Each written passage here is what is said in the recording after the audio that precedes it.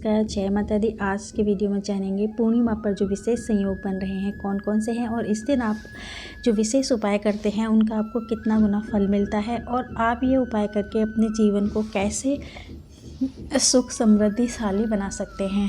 तो चलिए शुरू करते हैं। पौष पूर्णिमा पर्व का विशेष महत्व शास्त्रों में वर्णित किया गया है। इस दिन से माघ मास के पवित्र स्नान का शुभारंभ होता है।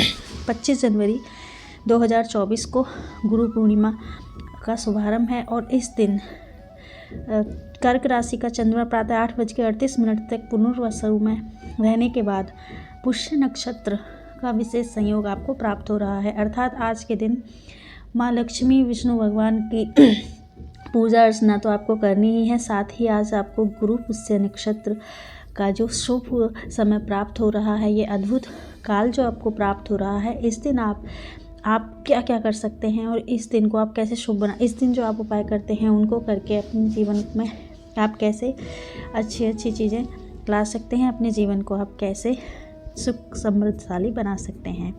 तो चलिए शुरू करते हैं। आपको इस दिन कौन कौन से उपाय करने चाहिए। इस दिन आपको सबसे पहले स्नान आदि से निवृत्त होकर आपको गंगा स्नान या किसी तीर्थ स्नान पर स्नान आदि करना चाहिए। यदि आप नहीं कर सकते हैं तो आपको घर पर ही जल में गंगा जल मिश्रित करके आपको स्नान करना चाहिए। साथ ही आपको थोड़े तिल, सफ़ेद और काले तिल उसमें मिश्रित करने के बाद आपको स्नान करना चाहिए। इस दिन आपको अपने घर में गंगा जल का छिड़काव करना चाहिए। पीली सरसों का आपको छिड़काव करना चाहिए। इस दिन आपको अपने घर में माँ लक्ष्मी और भगवान विष्णु की पूजा आराधना जब आप करते हैं तो आपको सहस्त्र नाम स्तोत्र का पाठ करना चाहिए। आप विष्णु सहस्त्र नाम स्तोत्र का पाठ कर सकते हैं, आप लक्ष्मी सहस्त्र नाम स्तोत्र का पाठ कर सकते हैं, आप कनक धारा स्तोत्र का पाठ कर सकते हैं या फिर आप श्री सूक्तम का पाठ कर सकते हैं। ये जो आपको सुबह पाठ करने के बाद आपको शाम के समय जो पूजा अर्चना करनी है, इस दिन आपको भगवान पूजा अर्चना जो सायंकाल आप सत्यनारायण भगवान की आपको कथा भी करवा सकते हैं, वो आपको सुबह में करानी है। यह जो पूर्णिमा है, आप इस दिन जो भी उपाय करते हैं ये बहुत ही विशेष हो जाते हैं, क्योंकि आपको पता है कि पुष्य नक्षत्र है। इस दिन आपको रात के समय लक्ष्मी और भगवान भोलेनाथ की भी पूजा करनी है। आपको माँ लक्ष्मी की, भगवान श्री हरि विष्णु की पूजा करने के लिए आपको क्या करना है, विधि विधान पूर्वक उनकी पूजा करनी है। आपको उसके बाद उन्हें चावल की खीर का भोग लगाना है। इसके बाद इसको प्रसाद रूप में पूरी परिवार के साथ आपको ग्रहण करना है। साथ ही रात को पूर्णिमा के दिन आपको जो चंद्र भगवान है उनको आपको खीर मिश्रित जल से उनको अर्घ देना है और उनको भी आप चंद्रमा की रोशनी में खीर रखने के बाद आपको तब खीर अपने खुद के इस्तेमाल में लेनी है। इसके साथ ही आपको कनक धारा स्तोत्र और श्री सूक्त या विष्णु सहस्त्र नाम का पाठ आपको शाम को करना है। इस दिन आप इसको करने से आपके जो धनागमन के रास्ते हैं, जो मार्ग हैं, वो खुल जाएंगे। और सबसे बड़ी बात, हर पूर्णिमा का आप नियम ले लीजिए कि आपको लक्ष्मी भगवान और भगवान विष्णु और माँ लक्ष्मी का आपको पूजन करने के साथ ही आपको हर पूर्णिमा, साल में 12 पूर्णिमा आती हैं, 12 पूर्णिमाओं को आपको हवन करना है।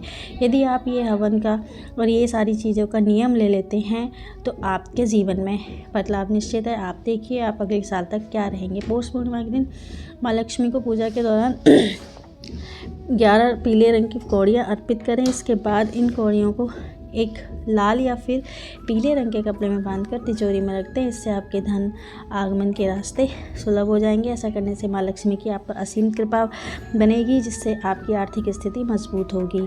इस दिन आपको, यदि आप विवाह में आपके विलम्ब हो रहा है, आप विवाह जल्दी कराना चाह रहे हैं, आपके विवाह में अड़चनें आ रही हैं, तो इस दिन आपको पूर्णिमा तिथि पर आपको माँ लक्ष्मी को हर श्रृंगार के पुष्प अर्पित करने चाहिए। ऐसा करने से आपके विवाह के योग बनने लगेंगे। साथ ही आपको केले का जो पौधा है वो आपको किसी मंदिर में लगवाना चाहिए। केले के पौधे का आपको दान करना चाहिए। आपको केले के पौधे रोपने चाहिए। आपको जो चने की दाल है और गुड़ का भोग लगाना चाहिए। आपको केले का पूजन करना चाहिए। आपको तुलसी माँ का पूजन करना चाहिए। आपको तुलसी का दिया, तुलसी पे शाम को दिया ज़रूर जलाना चाहिए।